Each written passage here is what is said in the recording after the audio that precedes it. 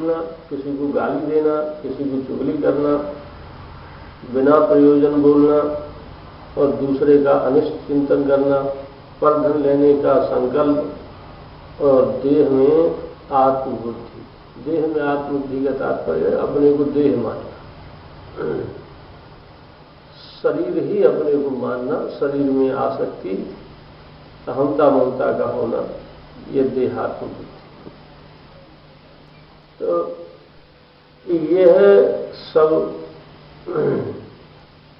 आसुरी संपत्ति के लक्षण हैं। इनका त्याग करके दैवी संपत्ति का ग्रहण, यह भगवत प्राप्ति का साधारण उपाय है। साधारण उपाय का तात्पर्य यहां केवल यह नहीं है कि इन उपायों से कुछ होता नहीं, ये नहीं, माने प्राथमिक उपाय है। इसी पथ से प्रत्येक व्यक्ति को जाना पड़ेगा, चाहे भक्ति पथ हो चाहे ज्ञान पथ हो। दुहकः काम क्रोध रिपुआ है। जब तक जीवन में काम क्रोध आदि विकार हैं, जीवन पवित्र नहीं है, तब तक चाहे भक्ति मार्ग से चलना चाहे ज्ञान मार्ग से चलना चाहे, किसी भी मार्ग में चल नहीं सकता।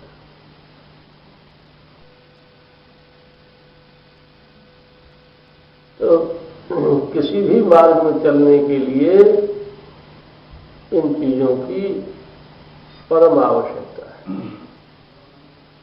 तो प्रारंभ में भाव राज्य में प्रवेश करने से, प्रेम राज्य में चलने से भक्ति राज्य में प्रवेश के लिए इन चीजों की आवश्यकता है। दैवी संपद विमोक्षा है, आसुरी निबंधा या मता। आसुरी यह आसुरी संपत्ति जो है संसार बंधन के लिए बंधन में डालती है। इसी से जन्म मरण का चक्र होता है, नरक में जाना पड़ता है, तृतीय योनियां प्राप्त होती हैं। तो आसुरी संपत्ति का त्याग करके दैवी संपत्ति विमोक्षा है।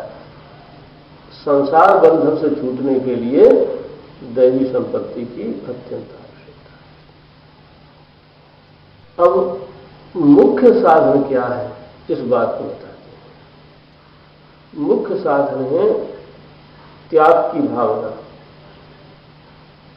माने संसार से आसक्ति का त्याग और सांसारिक भोगों की कामना का त्याग। यह मुख्य साधन है। और भगवद स्मरण, भगवान का सतत स्मरण, यह असाधारण माने प्रधान उपाय है। अब आगे कहते हैं महाराज जी कीर्तन करने की विधि क्या है। तो श्री बाबा महाराज उत्तर देते हैं कीर्तन में 3 बातों पर दृष्टि रखनी चाहिए। पहला है कीर्तन का स्थान, और दूसरा है कीर्तन करने वाले लोग, दर्शक लोग, और तीसरे दर्शक लोग। ये 3 स्थान ठीक हो तो फिर कीर्तन ठीक होता है। पहले बताते हैं स्थान परम सात्विक, भगवान के चित्र, ध्वजा पताका आदि से सुसज्जित होना चाहिए। दर्शकों में भी कोई नास्तिक या बहिर्मुख पुरुष न हो, और कीर्तनकारों को सब ओर से चित्त हटाकर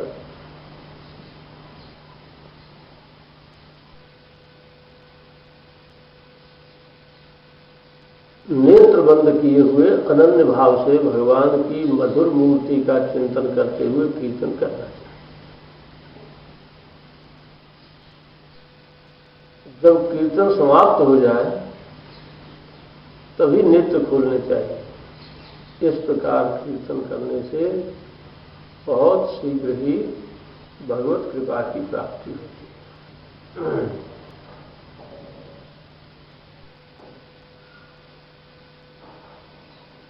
फिर किसी व्यक्ति ने पूछा, एक व्यक्ति तो नाम जप में, एक व्यक्ति को तो नाम जप में आनंद आता है और दूसरा वेद पाठ में मस्त है, इन दोनों में कौन श्रेष्ठ है? वेद पाठ करता है भगवान नाम? उत्तर, नाम जब से नामाकार वृत्ति होती है, जगदाकार वृत्ति का अंत होता है, हो जाता है। पीछे जब नाम में आसक्ति हो जाती है तो आंसू आने लगते हैं और भगवत अनुराग की प्राप्ति होती है। किंतु जो वेद पाठी है वह तो अधिक से अधिक स्वर्ग की प्राप्ति कर सकता है, वेद पाठी को भगवान नहीं मिल सकते।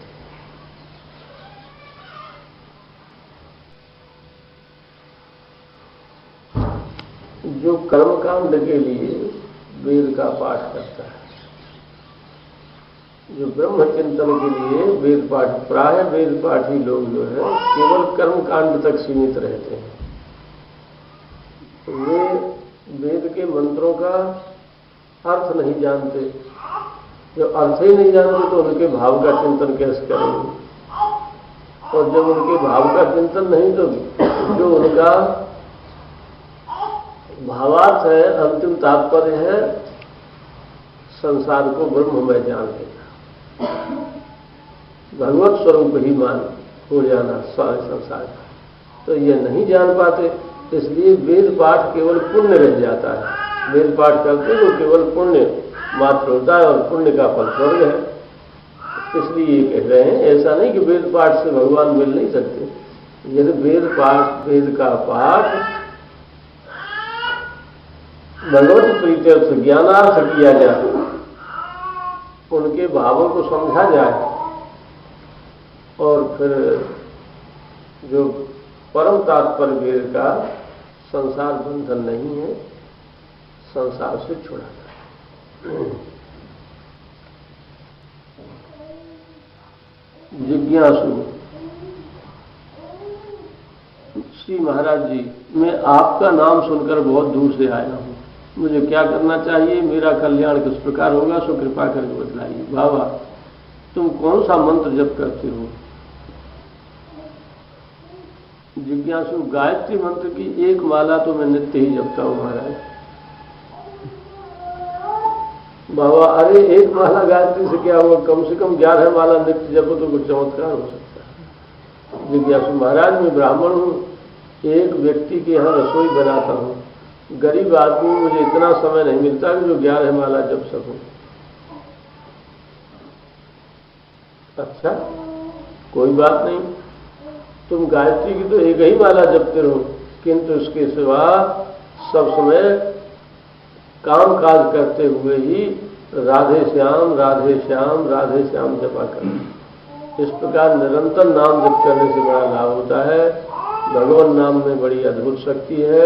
इसका निरंतर जप करने से भगवान का दर्शन हो सकता है।